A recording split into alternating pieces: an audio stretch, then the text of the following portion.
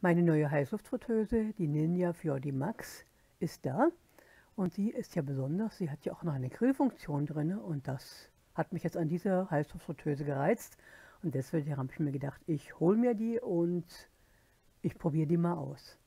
Ja, ich hatte ja schon mal ein Video in dieser Art erfasst, nur leider war die Tonqualität nicht so gut und ich strenge mich jetzt an, dass ich jetzt hier einen besseren Ton hinbringe, so dass du das Ganze auch besser verfolgen kannst. Bitte entschuldige die erste Panne mit dem Ton, dass der Ton doch nicht so optimal war. Ja, und ich würde mich auch mal freuen, wenn du in den Kommentaren mal hinterlässt, von wo du überhaupt zuschaust. Das würde mich sehr freuen. Doch jetzt fange ich mit der Ninja an, die ins Prinzip mal schnell auszupacken. Ja, und wenn dir jetzt das gefällt, was ich jetzt hier gebracht habe, kannst du ganz gerne mal einen Kommentar hinterlassen, das Ganze auch sharen, liken oder auch die Glocke abonnieren. So, aber jetzt siehst du, so schön verpackt kommt die Ninja an und ich habe es jetzt bei mir jetzt hier auf meine Ablage mal gestellt und jetzt schauen wir uns die im Einzelnen weiter an. Jetzt öffne ich mal die Ninja und da siehst du auch, die Einzelteile innen drin sind wirklich ganz toll, super verpackt.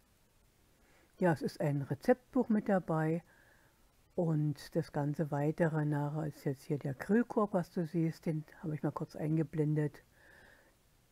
Jetzt blättern wir mal im Rezeptbuch etwas durch, schauen uns die einzelnen Bereiche an.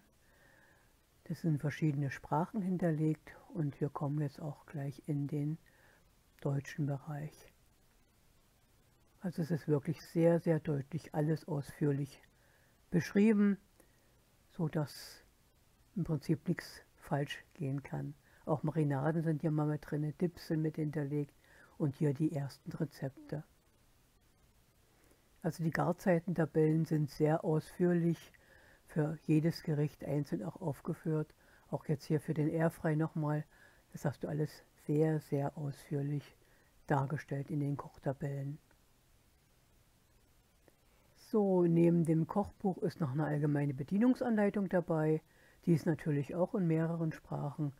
Ich habe jetzt hier auch schon mal in die deutsche Sprache mal vorgeblättert, damit ich die schneller finde.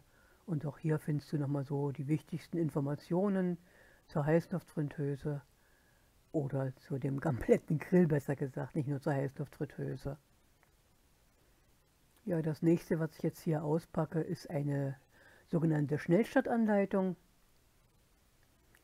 Hier werden nochmal die einzelnen Garstufen für die Steaks genauer erklärt, was Rar, Medium oder Rar Medium oder Medium Well, also die einzelnen Zonen beim Steak überhaupt bedeuten und was du da beachten kannst, dass du das optimale Ergebnis bekommst.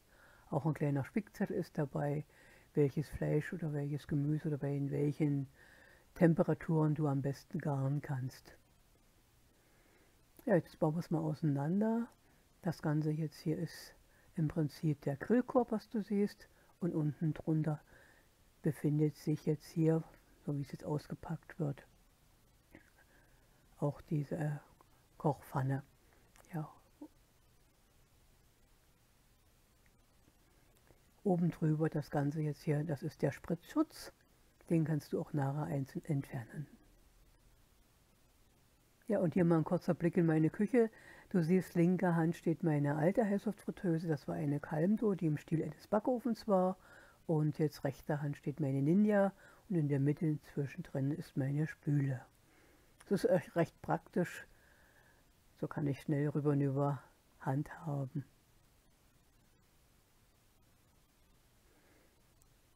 So, dann schauen wir uns mal die Menüs im Einzelnen an. Gehen wir mal ins Airfry-Menü rein. Das Airfry-Menü taste mich jetzt mal durch, wie viel ich da nach unten im Prinzip stellen kann. Und da ist die unterste Grenze ist bei 150 Grad erreicht. Und ich gehe mal kurz auf die andere Seite, da könnt ihr das besser sehen, mein Arm ist nicht im Weg.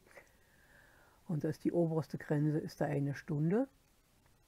Jetzt machen wir mal die Temperatur noch, der oberste, die ist bei 240 Grad. Und da siehst du, es ist auf 30 Minuten umgesprungen. Also bei 240 Grad ist die Airfry-Funktion nur noch für 30 Minuten verfügbar. So, dann habe ich als nächstes die Rost- oder Bratfunktion und da schauen wir auch mal nach unten. Also das Ganze kannst du runterstellen bis auf 1 Minute und die obere Grenze ist 4 Stunden.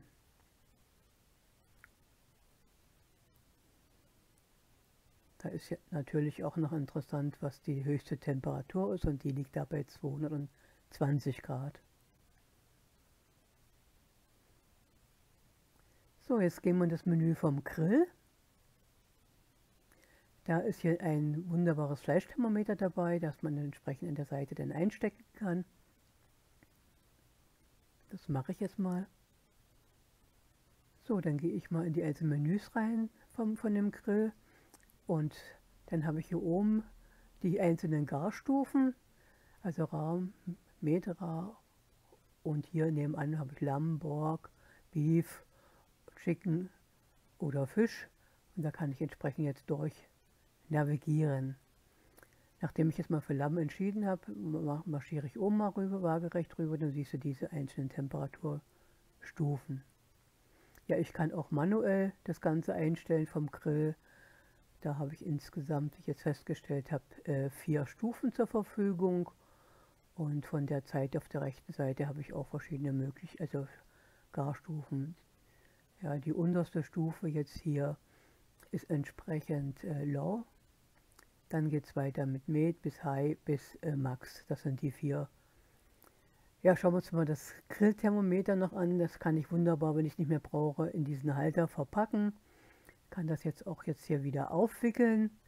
Und nachdem ich das jetzt hier aufgewickelt habe, kann das wunderbar in die Seite nebenan eingesteckt werden. So, jetzt bin ich im Menü Backen. Das kann ich jetzt von 210 Grad, das ist die obere Temperatur. Und das Ganze bis zu 2 Stunden. Jetzt gehen wir mal in das Menü Aufwärmen. Und aufwärmen kann ich von 130 Grad, ja, bis runter, ist klar, von 1 Minute bis aufwärmen. Ich glaube, das war sogar 4 Stunden. Ne, 1 Stunde.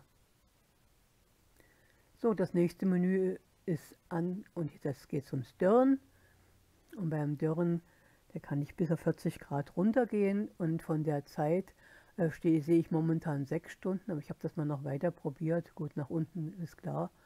Jetzt muss ich wieder auf die andere Seite gehen, sonst kann man das wieder nicht sehen, bin ich wieder am Weg. Also die ist insgesamt bis zu 12 Stunden, das ist die maximale Zeit. 40 Grad, 12 Stunden ist die unterste Stufe und die oberste Stufe sind 90 Grad bei 12 Stunden. Ja, und weiter geht es mal hier mit der Reinigung. Schauen wir uns noch diesen Bereich an. Ich hatte ja hier Bratkartoffeln gemacht und der Einsatz, wo die Bratkartoffeln drin waren, den habe ich schon mal ausgekippt und mit einem Tuch leicht abgeputzt. Und unten drunter, das ist jetzt die entsprechende Fettpfanne, wie du jetzt hier siehst, wo das Ganze aufgefangen wird. Oder auch die Bratpfanne, wie sie bezeichnet wird. Und diese kommt jetzt ganz einfach in die Spüle. So, und da kommt gerade etwas Wasser, etwas Spülmittel dazu und mit der Bürste leicht gereinigt und schon ist ist der Grill sauber. Mehr Arbeitsaufwand hast du da gar nicht. Ja, stopp, jetzt hätte ich beinahe was unterschlagen. Es gibt hier oben noch diesen Schutz. Den kannst du aber auch ganz einfach leicht abnehmen. Jetzt momentan war das nicht unbedingt notwendig, aber du siehst, drückst da auf die Seite drauf, dann kannst du ihn rausnehmen, kannst den reinigen und so leicht wie du den jetzt entnommen hast, so leicht kannst du den auch wieder einsetzen. So, mein erster Versuch waren einfach mal schnell Bratkartoffeln und im Anschluss noch eine ganz kurze Wiedergabe von der Verköstigung. Das Video selber verlinke ich euch hier oben noch in der Box, damit ihr auch das Video zu den Bratkartoffeln, wie ich die hergestellt habe, dann findet. So, da ich ja immer Verköstigung mache ich das jetzt auch hier. Aber ich glaube, das hätte ich mir fast sparen können. Ihr seht ja schön, wie schön knusprig die sind.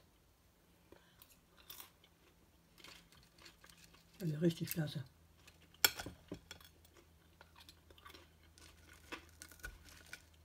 Also besser kriege ich die in der Pfanne angebraten.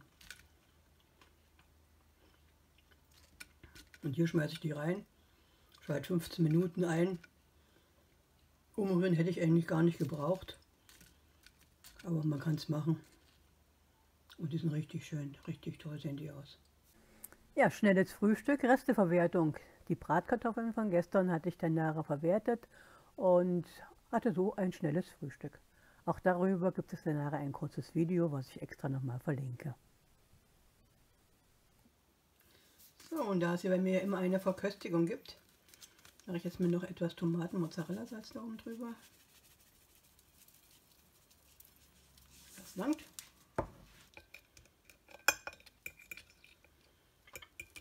Ja, na gut.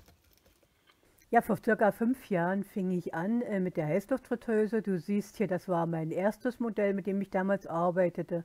Da findest du ja auch viele Videos. Auch dieses Video mit diesen Cocktailtomaten, das verlinke ich dir gerne mal hier rein. Ja, und weiter ging es ja mit meiner nächsten Heißluftfritteuse. Das war die Durandal von Karlstein. Mit der habe ich auch ganz, ganz tolle Sachen erstellt.